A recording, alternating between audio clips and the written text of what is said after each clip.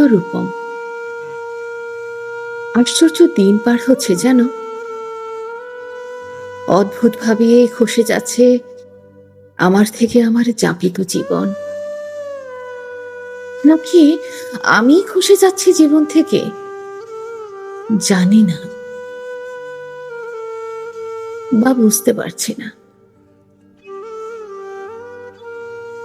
বিষণ্ণতা এখন একটা বিরক্তিকর ব্যাপার হয়ে দাঁড়িয়েছে। আচ্ছা, বলো তো, একটা মানুষ আর কত বিষণ্ণ হলে জীবন তাকে মুক্তি দেবে বা দেয়? ভীষণ কষ্টকর হয়ে যাচ্ছে এই বয়ে চলা। হাঁপিয়ে উঠেছি আমি, আর চলতে পারি না। আমি আমি আর পারি না।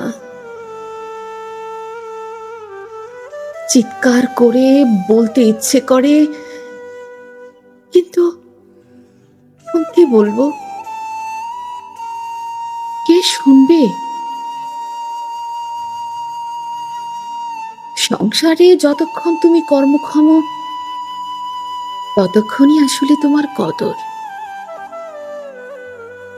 কিন্তু যখনই তুমি গতিহীন হবে, তখনই তোমার কদর হারাবে, চাহিদা কমবে। এটা মানুষের রীতি। আমার এই 40-এর দিনে এসে মনে হচ্ছে আমি সংসারের প্রতি আমার সকল মানসিক সক্ষমতা হারিয়েছি। শারীরিক সক্ষমতা হারালে মানুষ বোঝে, কিন্তু মানসিক সক্ষমতা, সেটা হারালে কেউ বুঝতে চায় না। দায় পালন করতে হয়, এই করে যাচ্ছি। আর দিন রাত তোমার সাথে বকর বকর করে চলেছি। হ্যাঁ, মনে মনে। এটা অসুস্থতা বলবে বেশিরভাগ প্রগতিশীল মানুষ, কিন্তু আমার খারাপ লাগে না। তোমাকে লালন করতে গিয়ে বা তোমার অবয়ব খুঁজতে গিয়ে ঠিক তোমার মতোই ভালোবাসা যত্ন খুঁজতে গিয়ে পচা শামুকে পা কেটেছে আমার। তারপর তারপর ভুল ভেঙেছে যে মানুষকে কখনো অন্য মানুষের ভিতর খুঁজতে নেই। এই বড্ড অন্যায়। এই পাপে কি আমার সাজা হবে? আমি কি স্বর্গ হারাবো? স্বর্গের ভীষণ লোভ আমার।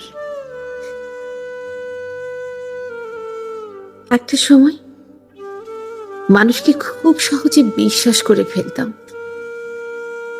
তারপর তাদের কদর জরুপ দেখতে দেখতে এখন মানুষকে ভয় পাই প্রচন্ড রকম। তাই বায়বীয় তুমি ভালো আমার।